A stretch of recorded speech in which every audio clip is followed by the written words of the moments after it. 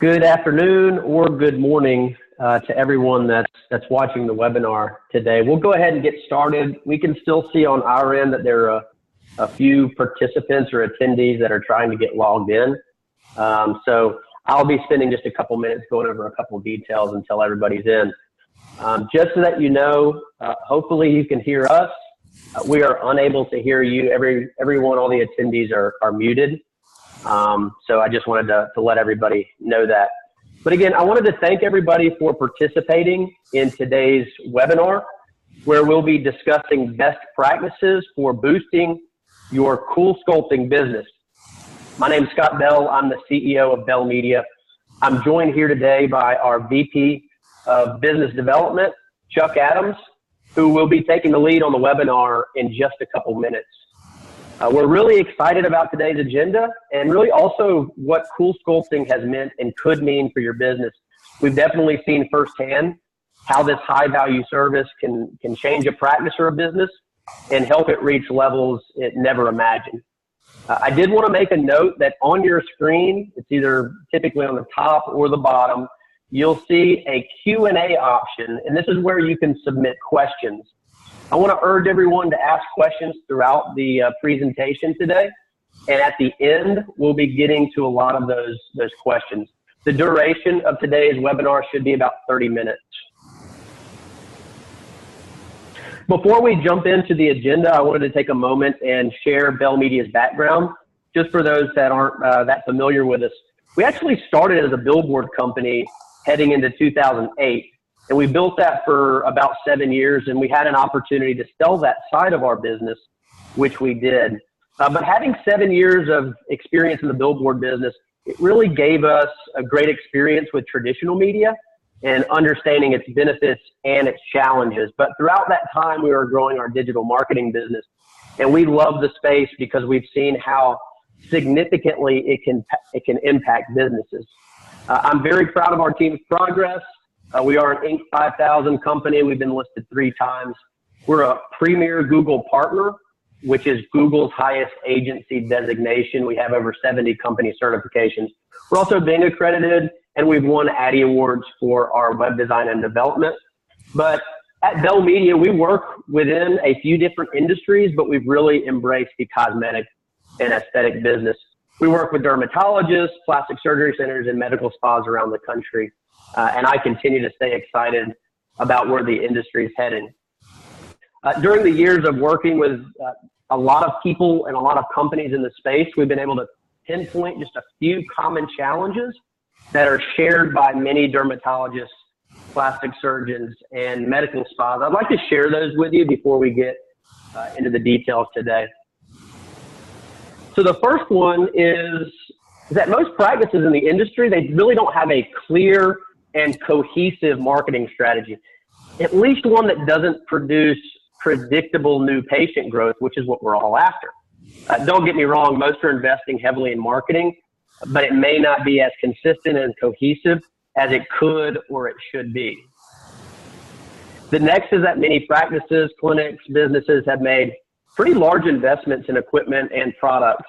So just think about CoolSculpting, how much you invested in your first machine or subsequent machine, or if you're considering investing in CoolSculpting. What this results in sometimes is equipment or products sitting idle, and idle equipment means lost revenue. So for most of these companies, marketing is a very top high priority. The next, and this is pretty consistent, the businesses we work with, they don't fully understand their marketing ROI as it relates to digital marketing. Now, either they've done banner ads with local traditional media companies, or they've worked with an agency who just didn't clearly define or understand their return on ad spend. But this product is definitely, or excuse me, this bucket's pretty broad and consistent across a lot of the clinics that we work with. And last, we work with many practices who are actively shifting their business models to capture more aesthetic and cosmetic customers, primarily dermatologists. So we'll be covering 3 main areas today, and we're going to look at all 3 of those areas through the lens of digital marketing and how it can help.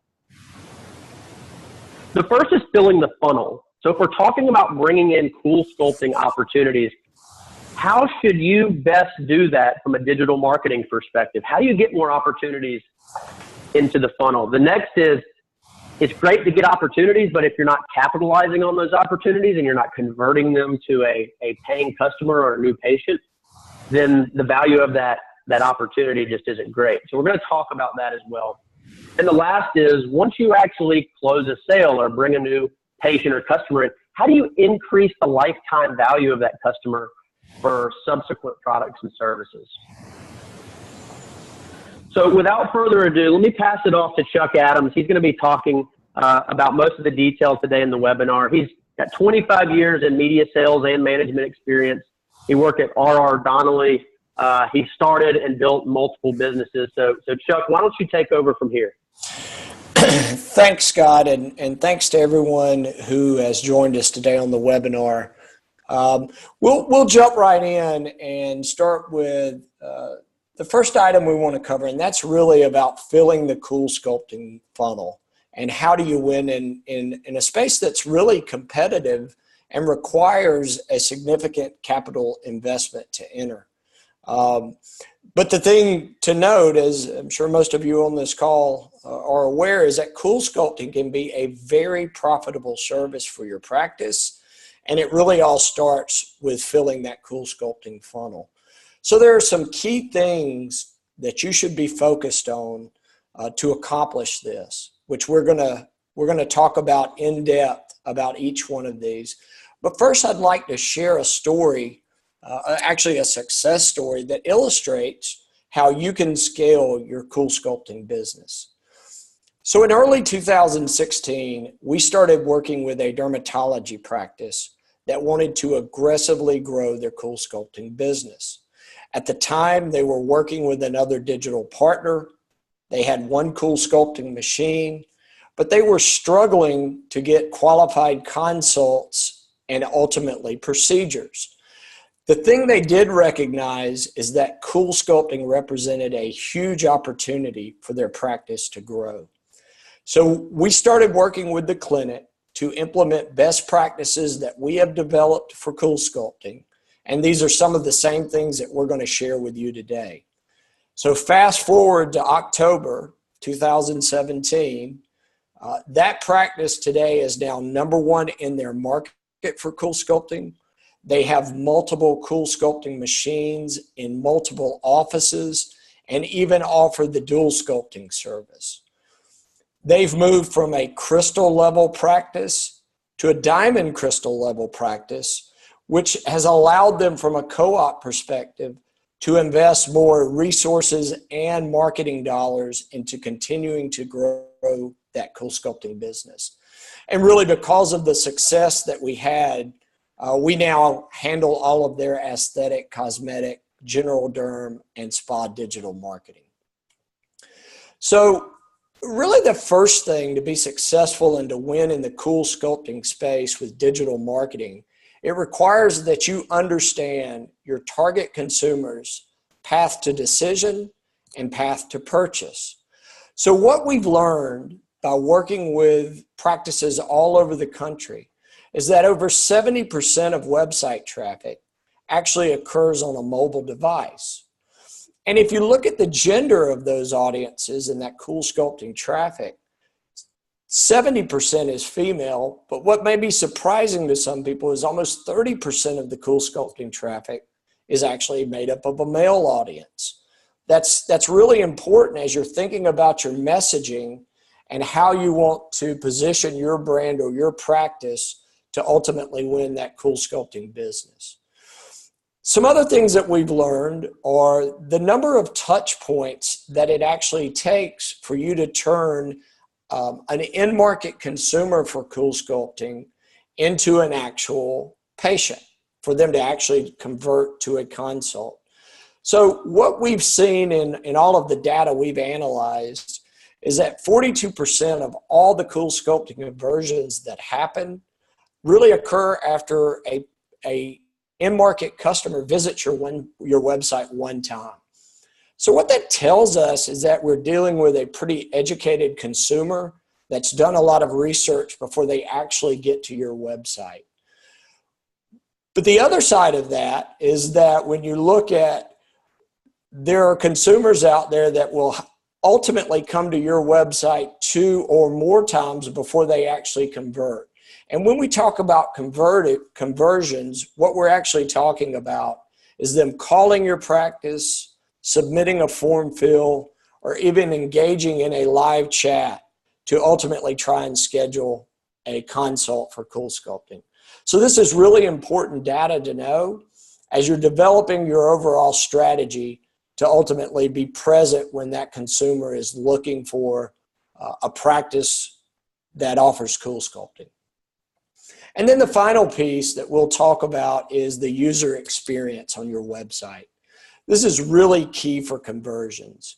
So what we're talking about there is, what experience does a consumer have when they visit your website from a mobile device, a tablet, a desktop, and how easy is it for them to engage with your practice and ultimately convert? So when we talk about creating a user experience, a better user experience, what we find is today's consumer wants to be able to engage with your practice in the manner that's most convenient for them. Sometimes that may be an online live chat. Obviously, it's important to have a click-to-call functionality so that you can capture any of the calls and be able to track those that come in. Some consumers are going to prefer to do an online form fill. And then ultimately also having a click for directions so that when you do win that CoolSculpting business, those patients can easily find your practice once they're scheduled to come in for the consult. So to kind of illustrate how important the user experience is, I want to share a story with you of another practice we worked with to help grow their CoolSculpting business. So this practice had a really good website. It had a great design. It had really good content on CoolSculpting, and it was responsive. So it worked well across all devices. However, when we got into it, doing some analysis on their site, we noticed that the landing page or the destination URL where they were sending their CoolSculpting traffic was not really set up to drive conversions. So we started working with the client to do some on-page optimizations so that it was really set up or designed to convert, which is actually driving leads that will fill the CoolSculpting funnel. Before we worked with them and did these on-page optimizations, their CoolSculpting traffic was converting into consults at about a 5% conversion rate, which is a really good industry average. However, after implementing the landing page changes, we saw an immediate jump in conversion rate. In fact, it almost doubled, or actually more than doubled, to 11%, and has remained consistent over the last 7 months that we've been executing campaigns for them. So it's really critical to understand not only that digital consumer, CoolSculpting consumer path to purchase, but then to have a great user experience on your website so that when they do find your brand, you're giving them the opportunity to convert. So what we're looking at here is actually a trend line from Google Search, which is a tool that we use to understand interest around what's happening with CoolSculpting. This graph represents the volume of consumers who are going to Google Search and performing a search query for the term CoolSculpting. So as you can see, the interest and search volume is extremely high around the New Year's resolutions time frame, which is the first of the year. I don't know about most of you on the webinar, but I know most of my New Year's resolutions revolve around trying to get healthier and trying to lose some weight. And I think that kind of bears out with what you see with the actual searches that are being performed around CoolSculpting. And this is closely followed by what we call swimsuit season. So I think the key takeaway here is to know that there are key peak time periods where there's going to be interest in CoolSculpting from a search standpoint. And we think that these will be consistent going into 2017 and 2018. So in working with CoolSculpting providers all over the country, we've actually developed a mix of marketing tactics and best practices that are really designed to consistently drive new patient growth. Display advertising or banner advertising really helps create awareness for your practice and can boost your overall search volume and conversion rates. Search advertising. If you think about the fact that 70% of all purchases today start and end with an online search, it's critical that your practice or clinic is on page 1 of Google when those relevant searches happen, so that you have the opportunity to engage with that customer and get them to your website. Remarketing or retargeting, some of you may be familiar with. If you're not, think about it as the Amazon effect. It's really staying present in front of people who have been to your website and shown an interest in CoolSculpting, but did not convert while they were on the site. They did not reach out via form fill, call, or live chat. So remarketing, when implemented correctly, can positively affect your conversion rates for CoolSculpting and help you generate more consults with new patients. We also find that social advertising is a key channel for driving CoolSculpting business. So consider the following. 1 out of every 5 minutes of all digital time is currently spent in the Facebook application.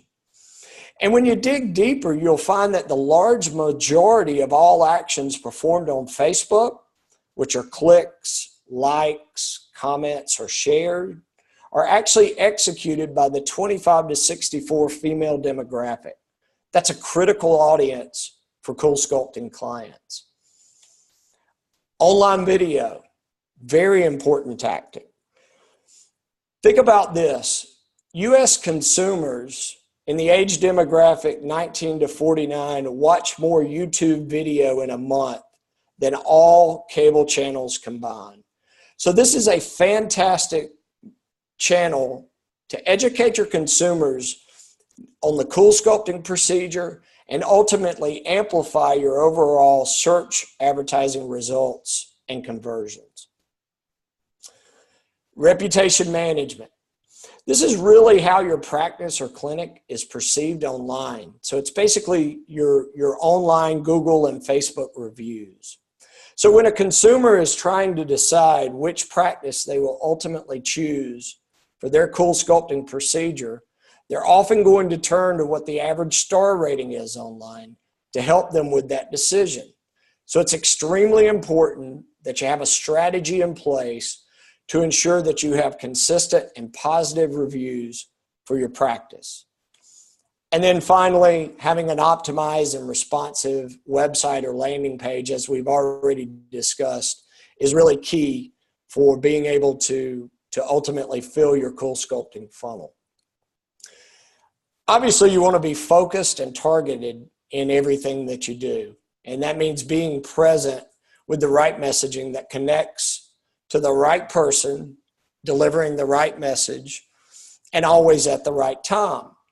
So that you're making sure that you've identified the audience you want to be in front of, and you're trying to give your value proposition to get them to choose you for their CoolSculpting procedure. So another piece of that is to really think about what differentiates your practice from the competition. So that could be a couple of different things. The years of experience that you've got with CoolSculpting, any local awards or recognition you've received, or if you even offer the dual sculpting procedure.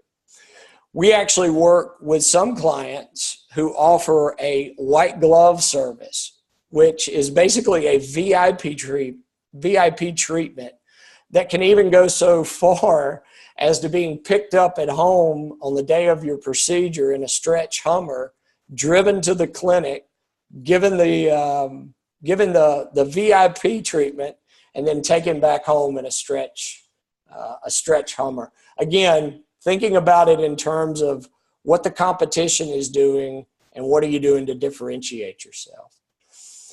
So we've talked about filling the CoolSculpting funnel, and that's the first step.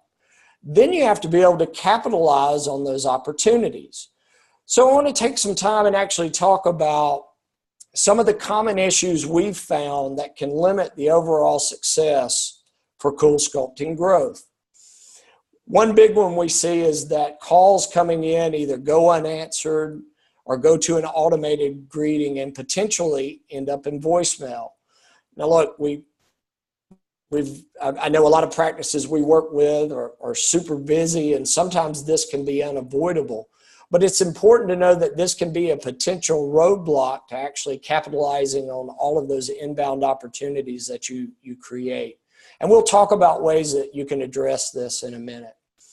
Another thing that we've found is that inbound calls being placed on hold for 1 minute typically result in a dropped call. So if you think about the likelihood that you put someone on hold and you don't go back and acknowledge them at least within 1 minute, they're probably going to drop that call and move on to the next CoolSculpting provider that they've been researching. So that's a key thing that you want to keep in mind as you're setting up yourself to capitalize on these opportunities. And then finally, calls are being routed to team members or staff members who aren't trained on how to communicate the value proposition of the CoolSculpting procedure and why they should actually choose your clinic. And then ultimately, they're not properly trained on how to secure and schedule the consult, the CoolSculpting consult. So all of these are things that we see consistently happening with practices that we try and offer solutions and recommendations on how to address that. So one thing you can do is create a call flow plan. And it can really be as simple as segmenting your intake staff so that team members who are trained can take that CoolSculpting call and ultimately turn it into a booking. You can also set up your phone systems to ring to multiple phones at the same time. And what this will do is actually reduce the need for callers to be placed on hold and ultimately increase your chances to book consults. Another really valuable thing you can do is create call scripts. So creating a call script will help ensure that your staff is handling inbound CoolSculpting calls in a consistent manner. And they're really simple to do. You just have a list of qualifying questions with a list of commonly asked questions and how to properly respond to those questions in a way that's consistent so that you're able to drive a consistent experience for all of the CoolSculpting inbound opportunities that you get. And then really being able to understand and communicate what differentiates your practice or clinic from the competition. The other piece is really having a follow-up and lead nurturing program in place. So as the data shows us, a lot of conversions really take more than one visit to your website for them to actually happen. So we've also talked about calls potentially ending up in voicemail. So one thing that we always recommend is to have a pretty detailed follow-up plan. In terms of if a call goes into voicemail, really the best practice that we recommend and we've seen have the most success is if you can follow up with that potential CoolSculpting client within 30 minutes, you're still top of mind and you have a much better opportunity to be able to convert that into an actual consult and ultimately a procedure. And then creating a lead nurturing campaign. So for all of those clients that are going to use form fills instead of a call or a live chat, it's really important that you have an email program that you can stay present and actually educate them so that ultimately you can bring them back to your website or generate an inbound call to schedule that consult.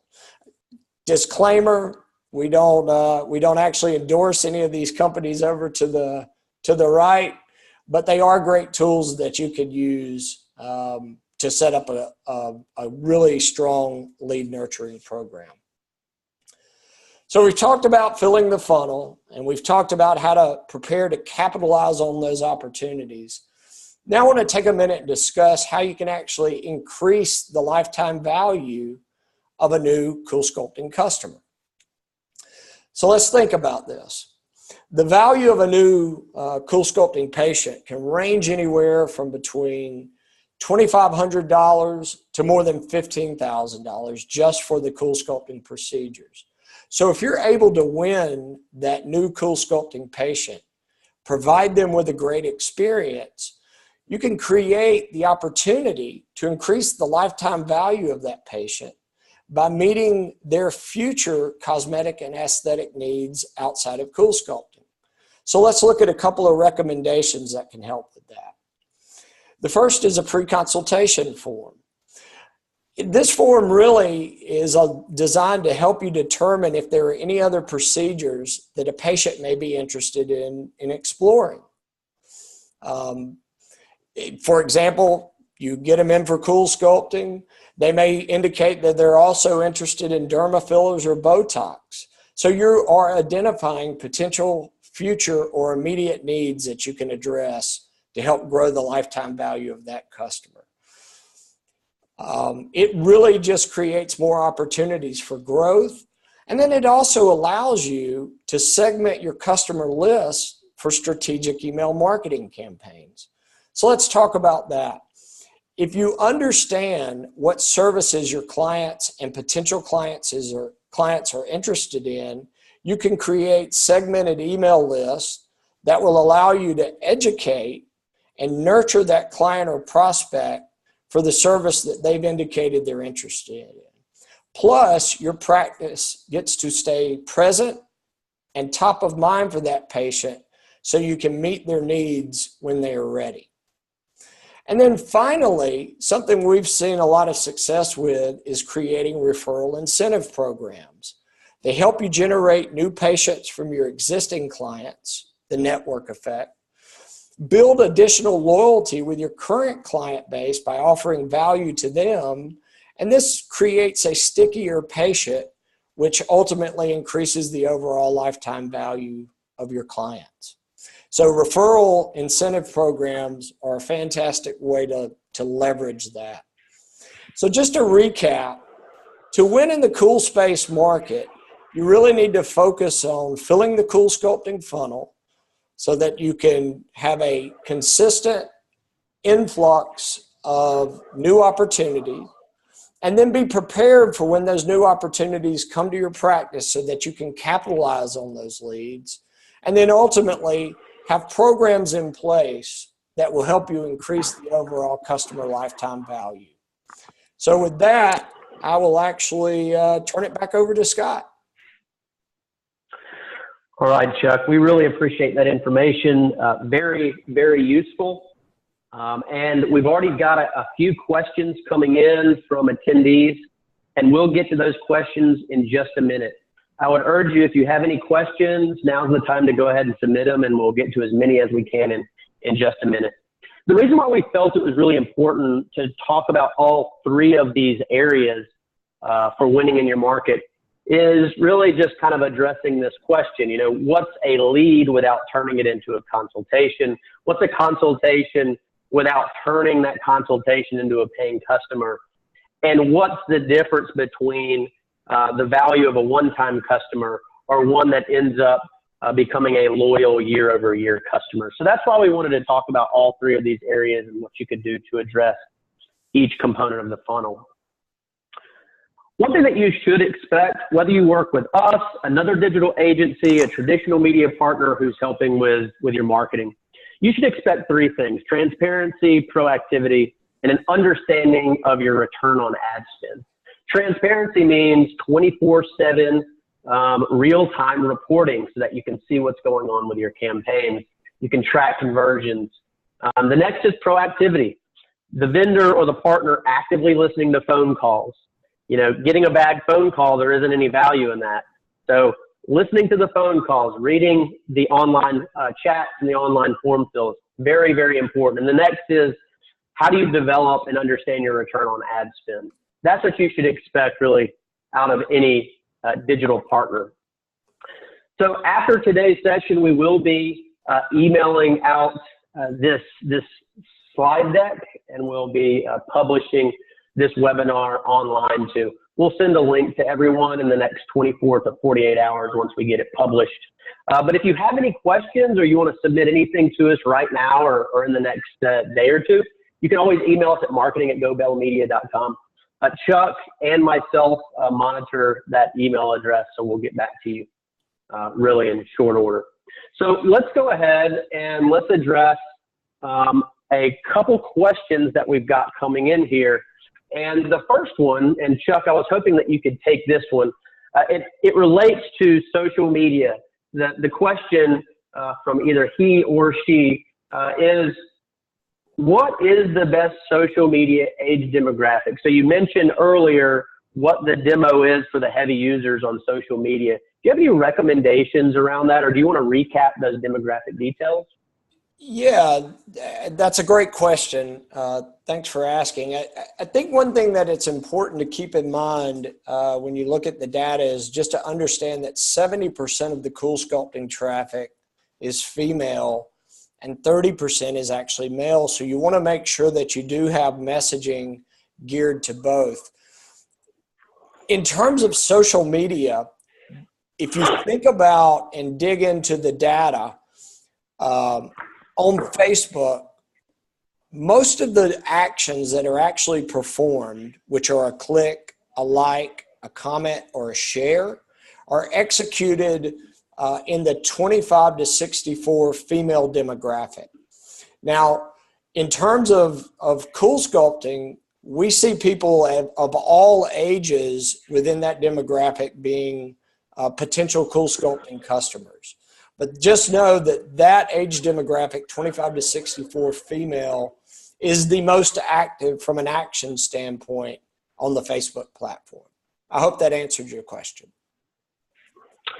Thanks, Chuck. Let's get to the next question. The next is from Roger. He said, how effective is online chat versus phone calls? And if you don't mind, let me take that one, because I've really looked at this data and analyzed quite a few of our customers because there is a little bit of additional work that goes into actually fielding those online chats. So first and foremost, online chats are very flexible, meaning you can turn them on and off at any given time. And you can have kind of a round robin effect. So if someone engages with an online chat on your website, and within 10 seconds that first person up doesn't respond, then it goes ahead and transfers that live chat to someone else on your team that might be available. And of course, like I said before, you can have on-off times. You can make that chat feature an actual form fill during off hours or during lunch hours. What we've seen though is that it's a touch point, and it's one avenue that gives opportunities or website visitors the opportunity to convert. So we have seen month over month increases in conversions as a result of live chats. Live chats typically come from a younger demographic. They're just more comfortable with that mechanism. But we have seen undoubtedly increases in conversion rates because we're giving the user another opportunity to convert how they would like to convert. So we definitely recommend this for pretty much all of our customers since we started implementing it about a year ago. The next question is about landing pages. It's an anonymous attendee. They asked the question, I saw that you were referring to landing pages. We've heard this from other vendors. Can you explain the importance or the value of a landing page? So Chuck, do you want to take that one? Sure. So when we talk about a landing page or destination URL, what we're actually talking about is a place on your website or and in some cases, actually a landing page off your website where you're sending all of your CoolSculpting traffic. What's really important to consider on this landing page or this destination URL, it should really be your 3-minute sales pitch on why someone should choose your practice and choose to have the CoolSculpting procedure done. So it's really important that like we talked about earlier, that you're providing a great experience. The page is optimized and responsive so that you're meeting the needs of the consumer that's on mobile, tablet, and desktop. And that you're giving them the opportunity and the mechanisms to convert and engage with your practice in the way that's most comfortable to them. Like we talked about, some people are going to be more comfortable calling, some are going to be more comfortable with live chat, and some are going to be more comfortable with form fills. It's just really, really important that the content is relevant and designed to really give the value proposition of why someone should choose your practice or clinic for a CoolSculpting procedure. Wonderful. The next question is from another anonymous attendee, and the question is related to email marketing. So this person says, we send regular emails to our email list. What's the difference between that and email lead nurturing? And what we went over today, we did recommend lead nurturing. The fact that you're doing email marketing to a customer list is great. It's a great way to engage and re-engage your customer base. But the difference between that and lead nurturing is a series of typically automated emails that go out to a recipient based on where they are in the funnel. So let me give you an example. Let's just say that you have a potential patient that calls and says that they would like some more information on CoolSculpting, and you schedule a consultation with them. Well, what you can do if you've set up an email nurturing campaign is someone on your team could sign that customer up with an online form that can be built, and that triggers a series of strategic emails to go out at a certain time period. So we typically see the sales cycle once someone comes into the funnel 30 to 60 days before they finally make that decision. Sometimes there's a thought process involved. So what if you could reach that consumer over that 30 to 60 days with strategic email marketing messages, and you don't even have to think about it, and you don't have to touch it. So that's what we're talking about with lead nurturing, and it helps you increase your overall conversion rates. Let's see. Another question here. Let's see, we're getting a lot coming in here. Oh, we got another one here. Google AdWords versus optimizing your website for page one. Which is best for a limited marketing budget? So Chuck, do you want to take that? So I believe what they're asking is, do I invest in Google AdWords, or do I invest in optimizing my site to make sure that I show up on page one, especially with a limited budget? Do you have any recommendations there? Yeah, Scott. So, understanding that money doesn't grow on trees, but think about it like this. Page one of Google represents 90% of all of the clicks that happen. So what we always recommend as a best practice is, first of all, if you need an immediate engagement, search engine marketing is how you can actually start getting people interested in CoolSculpting to your website today. But we don't want to discount optimizing for organic listings on page one as well, because if you think about a search engine results page, like a real estate play, there's either 21 or 22 positions that you can show up on. So if you're showing up in the paid section and you're then doing optimizations that will allow you to show up in the maps, and then also having an organic listing, if you can have those 3 out of 21 or 22 positions as your practice or clinic, it's really what we call trying to dominate page one. And that's going to give you a much better opportunity to get that first level engagement from that in-market consumer and then get them over to your website and hopefully get them into your CoolSculpting funnel. So it's hard to say one or the other. We think that they both really work in tandem to really help businesses grow. Yeah, that's a good point, Chuck. You know, our recommendation, like you said, is you increase conversions if you do both. And understandably, like you said, not everybody has, you know, a huge or robust budget but for very high value products, one that could be a $3,000, $4,000, $5,000 sale. Investing in both and getting more space on that first page will result in more business for your practice. But that's a very difficult question to answer because it's all situational by market. So different markets yield a different cost per click for Google AdWords. And other markets are just more competitive. Maybe in one market, you're one of 3 CoolSculpting providers, and in another market, you're one of 50. So you may have to invest more in optimization if you're in a more competitive market. So there are some variables there that are at play and makes it very difficult without a full analysis to answer that question properly because it's all situational. We have a really good question here that says, our office doesn't like to send out multiple emails. We worry that people will unsubscribe or their consumers have unsubscribed. What do you suggest to solve this? That is a fantastic question. And we feel the same way. You know, we don't like to send emails too frequently. People will unsubscribe. So the way to combat that is really a few different components. First and foremost, you have to ask yourself the question before you draft and send that email. Are you adding value with your message? So if it's a lead nurturing program for someone that is in the funnel for CoolSculpting, we really need to understand the psychology of a CoolSculpting decision-making process. So providing them with before and after images so that they can really see what the tangible effects could be if they decide to invest in it. Providing customer testimonials and feedback. There's value in that for someone that's deciding to use you or not use you.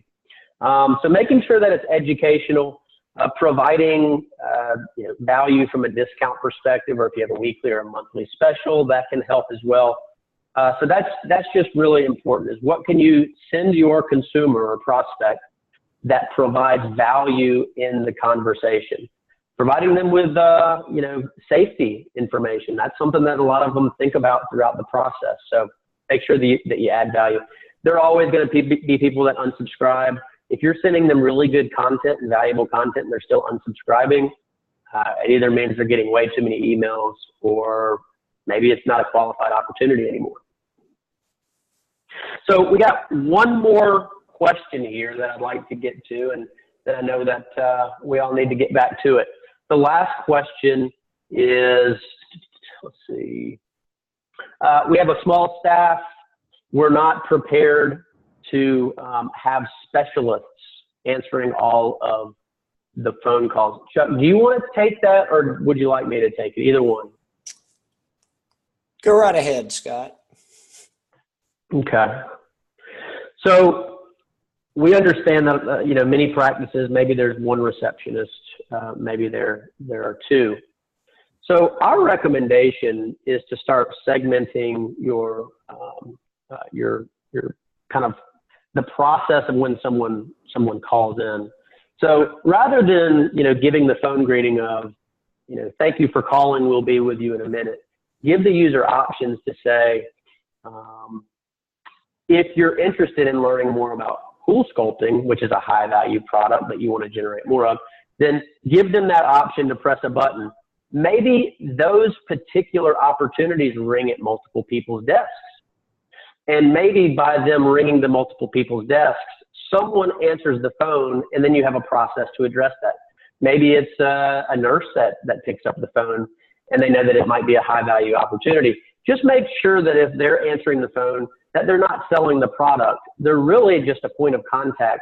You're getting their name, you're getting their number, so that someone with information and education on the actual service itself is able to call them back.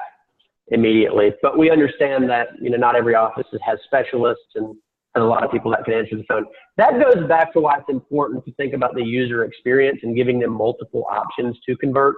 So that live chat feature, you know, what we see sometimes is someone calls, they're put on hold for 2 or 3 minutes, and then they end up submitting a form filler doing a live chat. So just giving them those options is really important. So that does it for today's session. We want to thank everybody for joining us. We hope you have an awesome rest of the day, and we'll be sending out this information in the next 24 to 48 hours. If you have any questions, feel free to send them to marketing@gobellmedia.com, and we hope to talk to you soon. Thank you so much.